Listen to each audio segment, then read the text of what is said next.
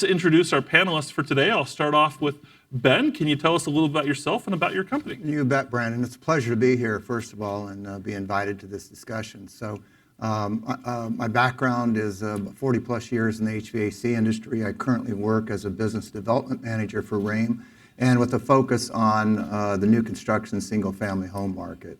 And we'll talk a little bit today about how the newest technology with air conditioning products can assist in the story that we just heard from the Brown folks. Yep, for sure. Next up, Brian.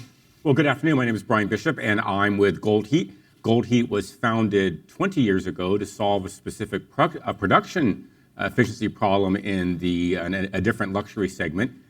And I led the fundraising round 20 years ago and joined the company full-time.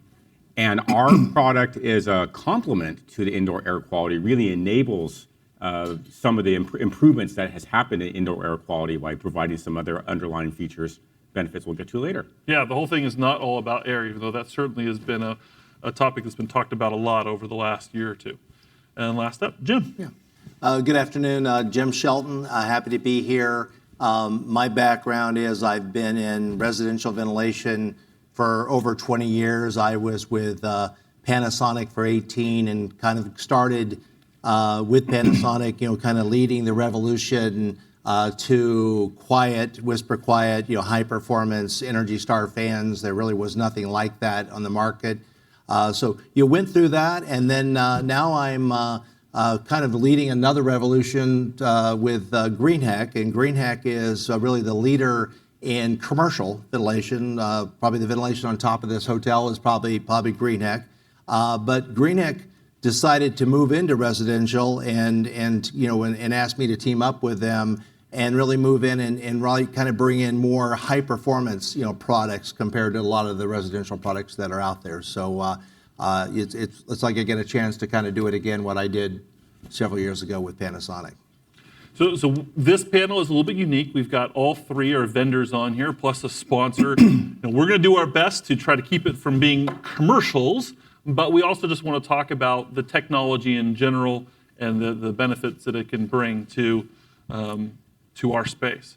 So to kick things off, we've just heard about some technological advancements, obviously bringing some of the smart home technology of being able to monitor and then act upon using sensors to trigger other devices within the home.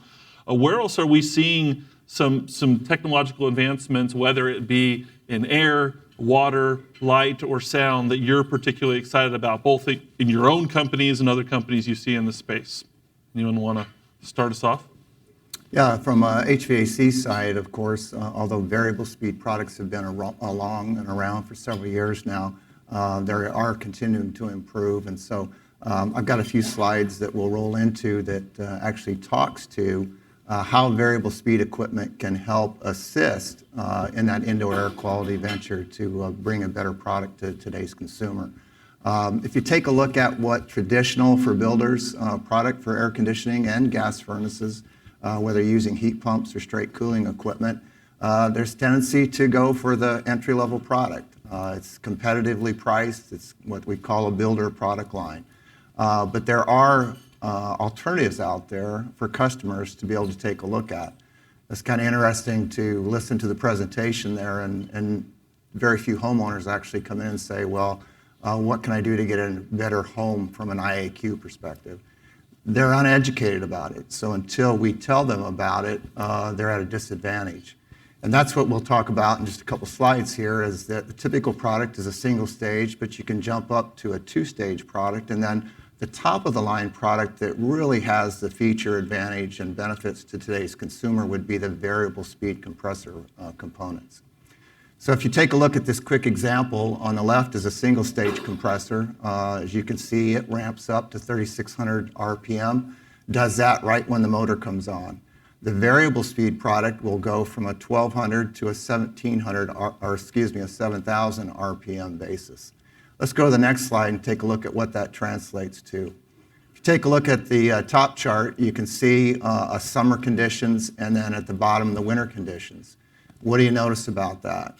It's not a straight line, right?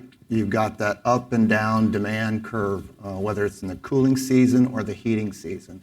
And so those are the challenges with air conditioning systems, is you have these big swings for demand, and it also causes the units to start and stop too many times during the day, creating those inconsistent temperature spots that you'd run into. The next slide, we'll take a look a little bit about what that means with a variable speed system. So looking at a 24-hour cooling and heating requirement for the home, you can see the straight line across the top, the dotted line with a 3,600 RPM single-stage system with the summer conditions. And then take a look at the demand, which is the solid blue, and then how the variable speed product goes with the flow of the demand. It operates at a lower RPM when required, and then has the capability to ramp up to the top end levels when required.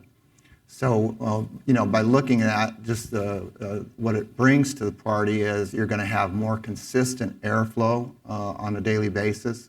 It's going to also eliminate the hot and cold spots during the day.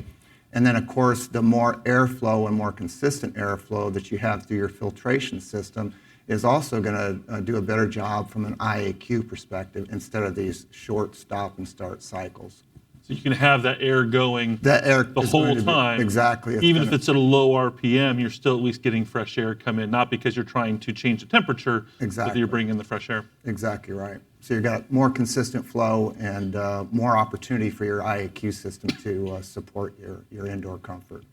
Okay, other technologies that are particularly interesting. Well, keeping with kind of the theme of airflow, what I'm excited about, and to me it's a long time coming, is the industry really taking a harder look at install performance. We talk about build tight, ventilate right, and it's interesting that there's a lot of products out there that are not tested and certified to perform in a real world application. And so you're starting to see a focus on there, and organizations like the Home Ventilating Institute is really pushing for higher standards because they're really looking at that the current standards that are kind of tied to the Energy Star program are really too low.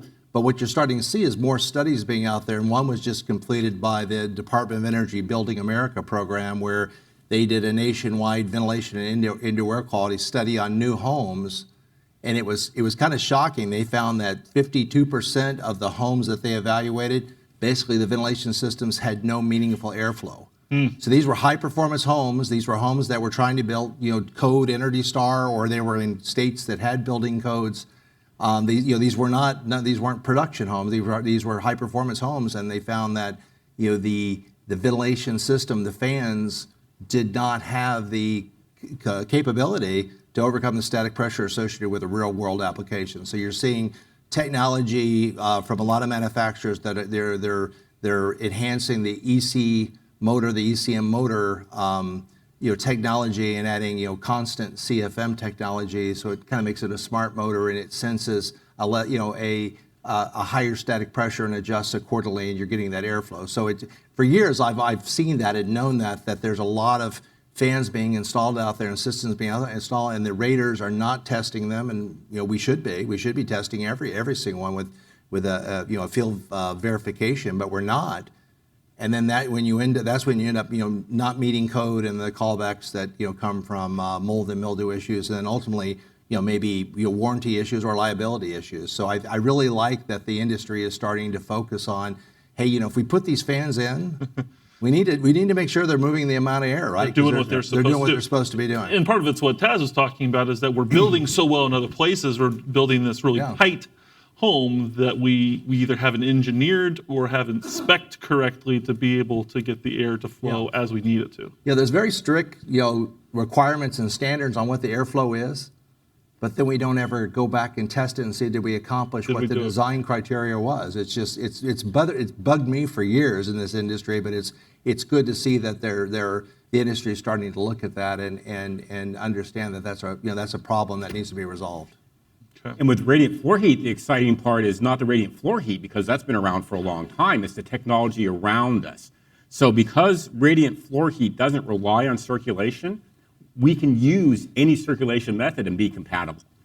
So we don't care HRV, ERV, variable speed does not matter. The radiant floor heat still functions and provides the benefits that we have. The other exciting part about electric radiant floor heat is it's stone simple to control, and those controls are now folded into more complex systems. So as people are doing entire whole home controls, as they're designing the bigger picture, radiant floor heat very easily plugs into be an element of that control system. So rather than a separate thermostat over the side of the wall, which you could still do with everybody's system if you wanted to, now you can make it part of everything else. In one of our luxury markets, we have customers that run our floor heat and an air conditioner at the same time because they're using the floor heat to keep the edge off on the floor being too cold and everything else, and the air conditioner really for dehumidification.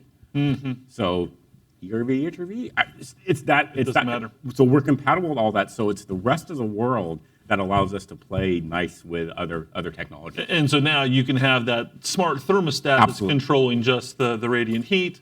It can be on a timer, so it's on Monday through Friday. I want my as soon as I know I'm getting up and I'm going into the bathroom to take a shower, already have that floor up to a certain temperature, that I can bring it back down when I'm usually not using the bathroom. Well, and the other thing is that the floor heat doesn't just heat the floor. You're turning your floor into a giant heat lamp. Right. Is the physics of that. So you're warming up the entire room. If the floor can see that thing gets warm. So now your countertops are warmer. Now, you don't have cold surfaces in a lot of places now. Sure. Other importance of air circulation. We have another slide from Jim that you want to talk about. Yeah. Just in addition to the assisting in humidity control and also the consistent temperature, we all know that the target range for humidity is between 40 to 60% in a household, because you get outside of that, and that's where molds and spores can start to grow, and you start developing some issues. But in addition to that, looking at a whole house concept of total value and total comfort for your homeowner, there's also some benefits from a filtration option. Excuse me, I thought it was a different slide. But moving over to the filtration options here, very quickly, from a MERV 1 to 4 all the way up to 17 to 20. This is how the industry rates filters that you guys currently use in the market. You tend to see a lot of folks on new construction just go with the 1-inch filters, which would be in that low efficiency category. And typically, the only thing that those do is protect the equipment, the HVAC equipment, from getting dust and ruining our indoor evaporator coils. So what you want to take a look at as a minimum would be trying to get into that medium efficiency category of a 5 to 8 or possibly a 9 to 12, where you're going to be able to start going after those smaller particles, from a micron standpoint.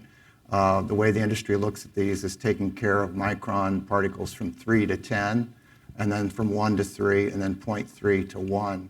So if you're in that medium efficiency, you can start to pick up some of those smaller particles in a 3 to 10 category. And then, of course, if you get at the top end, you can start getting the 1 to 3s, which is critical to your indoor air health.